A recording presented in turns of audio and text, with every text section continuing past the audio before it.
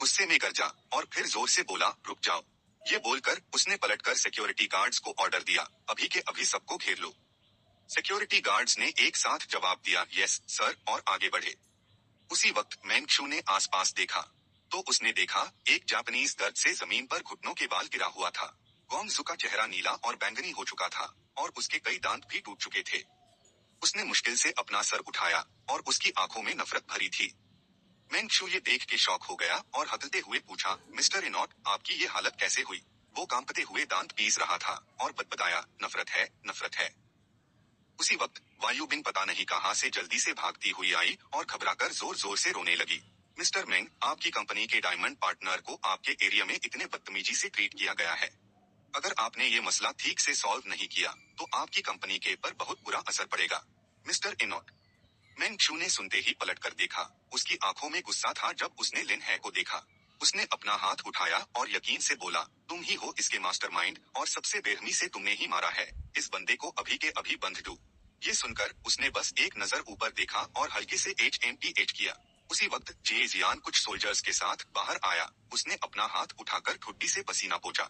उसका चेहरा गुस्से में था और धीमी आवाज में बोला, मास्टरमाइंड हम है। मेंगशू ये देखते ही हैरान रह गया और उसके चेहरे पर ऑकवर्डनेस आ गई। उसने धीरे से पूछा, जे भाई, आप यहाँ कैसे? जे जियान ने सुनकर उसकी तरफ देखा और ठंडे लहजे में उल्टा पूछा, क्या तुम मुझे जानते हो?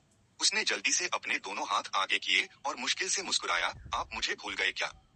मैं मेंगशू हूँ, पहले मैं आपके साथ यहाँ काम करता था। आखिर हुआ क्या है?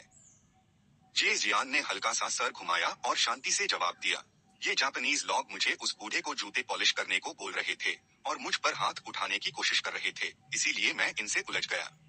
वायुबिंग ने सुनते ही जोर से चिल्लाया, ये झूठ बोल रहा है। उसने ही पहले मिस्टर इनॉट के शू स्टॉल पर हाथ लगाया था। मेंगशू ये सुनकर और भी मुश्किल में बैठ गया और हिचकते हुए बोला, ये मामला तो। उसी वक्त एक आदमी पीछे से उसके कण में झुका और धीमी आवाज में बोला, मेंग साहब, अभी जो हुआ है वो जापानीज लोग गलत थे। लोगों ने वीडियोस बनाकर ऑनलाइन डाल दिए हैं।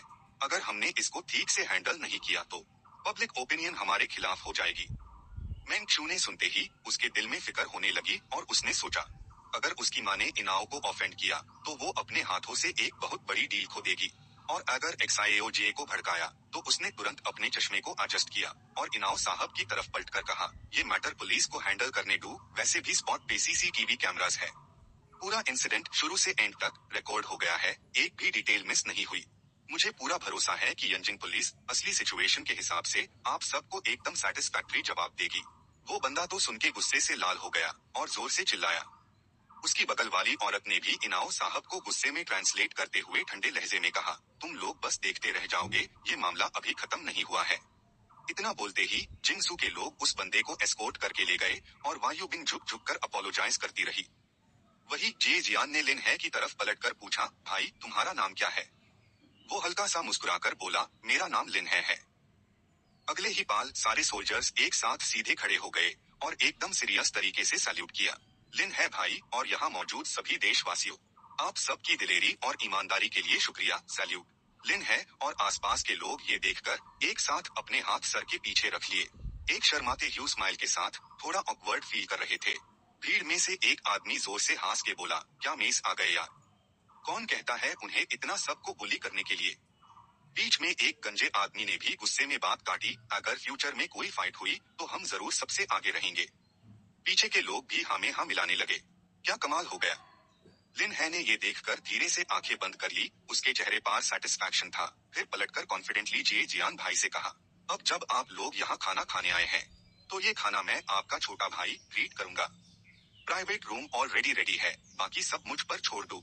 जे जियान ने लिन है के कंधे पर हाथ रखकर हेस्ट हुए कहा, लिन है भाई, हम तो सच में लड़ने के बाद दोस्त बने हैं, चलो एक ड्रिंक हो जाए। लिन है ने अपना सर खुजते हुए दोस्ती से मुस्कुराकर जवाब दिया, दारू? अगर आप सबको मेरी कम कैपेसिटी से प्रॉब्लम नहीं है तो मैं भी पीछे नहीं हटूंगा। तो क्या हुआ अगर कम पीते हो? बस पंत में पी मैट देना।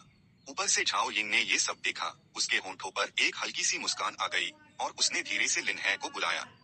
सीन तुरंत डाइनिंग टेबल पर शिफ्ट हो गया। तब तक उसने सबके साथ अपना बियर ग्लास उठा लिया था और जे जियान ने बोलना शुरू किया, सही दोस्त मिल जाए तो कितने भी जाम कम पड़ते हैं। लिन है भाई, आज हमारी किस्मत में मिलना लिखा था, चलो चियर्स। लिन है ने भी अपना ग्लास ऊपर किया और कहा ओके। कियाओ माओ आगे आया, अपना बियर ग्लास उठाया और इमोशनल होकर बोला, आज तो ऐसा लग रहा है जैसे जंग के मैदान में दुश्मनों को मारने से भी ज्यादा मजा आया। लिन है भाई, अगर तुम हम जैसे रफ सोल्जर्स को बुरा नहीं मानोगे तो आज से हम भाई हैं। चलो एक और जाम हो जाए। उसने अपना बियर ग्लास उठाया और कॉन्फिडेंटली बोला, चियर्स। इस वक्त पूरी पार्टी में खुशी भरी हंसी गूंज रही थी, जिसमें मजेदार मजाक भी शामिल थे। आर्मी में एक अनरिटन रूल है, पहले 3 राउंड्स सब साथ में पीते हैं, उसके बाद तो जो चाहे जैसा। चलो ये तीसरा जाम भी साथ में खत्म करते हैं। अभी तो कह रहे थे कि ज्यादा नहीं पीते। पार्टी खत्म होने के बाद लिन है और जे जियान रेलिंग के पास खड़े बातें कर रहे थे। लिन है ने कहा, आप जैसे सोल्जर्स तो कमाल के होते हैं, बस डिसिप्लिन बहुत स्ट्रिक्ट है और लाइफ भी बहुत टफ। मैं तो पक्का नहीं झेल पाता। जे जियान ने सिगरेट मुंह में दबाए हल्की हंसी के साथ जवाब दिया, डॉक्टर जान बचते हैं, ड्राइवर गाड़ी चलते हैं, सोल्जर देश की हिफाजत करते हैं। हर प्रोफेशन की अपनी जिम्मेदारी है, इसमें क्या मुश्किल या आसान देखना। इतना बोलकर उसने कैजुअली सिगरेट का टुकड़ा जमीन पर फेंक दिया। फिर उसने जूते की नोक से उससे धीरे से बुझा दिया। जे जियान आगे बढ़ा, हाथ बढ़ाया और बोला, नेक्स्ट टाइम यंजिंग आना तो एक जबरदस्त ड्रिंक हो जाए। लिन है ने तुरंत पूछा, वो जिनसू के लोग फिर से आपको परेशान नहीं करेंगे ना? उसने एकदम कॉन्फिडेंटली जवाब दिया, नहीं ये यंजिंग है भाई। फिर वो पे था, होंठों पे थी एक ठंडी मुस्कान। उसकी आवाज और साड़ होती गई। वो बोला, आखिर शुरुआत तो उन्होंने ही की थी, है ना? तभी लिन है का फोन चमका। उसने उठाया, थोड़ा हैरा था, मन में सोचा, दा शेंग मुझे बुला रहे हैं। वुकोंग प्रकट हुआ, हेस्ट हुए बोला, आज मेन मैनेजर टाई के घर गया था, वहाँ के बुद्धे नौकर ने एक अनमोल चीज दिखाई, नाम था पैजियान। चोंगहुआ ब्रांड की। पीने के बाद भी मन नहीं भरा। मुझे तो ये चीज बहुत कमाल की लगी, सुना है उस बुद्धे नौकर ने बताया कि ये तुम्हारे पास से आई है। क्या तुम्हारे पास और स्टॉक है? थोड़ा मुझे बेच सकते हो क्या? ये सुनकर लिन है ने टेंगलोंग सिगरेट का एक पैक उठाया और पूछा, दा शेंग क्या आप इसी की बात कर रहे थे? वुकोंग ने देखा, उसका चेहरा खुशी से चमक उठा। वो बार बार सर हिलाकर बोला, बिल्कुल बिल्कुल। लिन है भी मुस्कुराया और बोला, दा शेंग तकल्लुफ की कोई जरूरत नहीं। दा शेंग तो मेरे सबसे बेड आइडल है। ये तो बस एक छोटा सा सिगरेट का पैक है, इसमें खरीदने बेचने की क्या बात। मैं तो बस आपको तोहफे में दे रहा हूँ। ये बोलकर लिन है ने अपना फोन सिगरेट पैक के पास लाया और धीरे से स्कैन किया। वुकोंग को तुरंत मिल गया। उसने झट से एक सुलगाई, धुआं चारों तरफ फैल गया। उसके चेहरे पर पूरी तसल्ली थी। वो जोर से हेस्ट हुए बोला, मजा आ गया। सच में मजा आ गया। ये तो अन इमोर्टल पीचेस और अमृत से भी कई गुना ज्यादा मजेदार है। ये देखकर लिन है भी खुश हुआ और मुस्कुराते हुए बोला, अगर दा शेंग को पसंद आया तो मैं आगे भी ऐसे भेंट करता रहूंगा। वुकोंग ने ये सुनकर जोरदार खाका लगाया और बोला, एक हाथ दे, एक हाथ ले। एक हाथ दे, एक हाथ ले। अगले ही पाल उसके हाथ में अचानक एक शराब की बोतल आ गई। वुकोंग बोला, ये मियर लॉगॉन ने खुद बनाई है, अपने भाई को टेस्ट करने के लिए दे रहा हूँ। लिन है ने देखा तो झट से बोला, बहुत बहुत शुक्रिया दा शेंग। फिर उसने हल्की सी नजर डाली और बोला, इतनी अच्छी शराब कल एल्डर एक्साएओ को डीन के लिए बिल्कुल सही रहेगी। अगले दिन लिन है एक आदमी से हाथ मिला रहा था, दोस्ती भरी मुस्कान के साथ बोला, वैंग भाई, सच में शर्मिंदा हूँ, आपको खुद मुझे लेने आना पड़ा। वो आदमी वैंग हाओ था। उसने सुनकर नर्मता से जवाब दिया, अरे इसमें क्या तकल्लुफ। एल्डर एक्साएओ तो कैपिटल लौटने के बाद भी कई बार आपका जिक्र कर चुके हैं।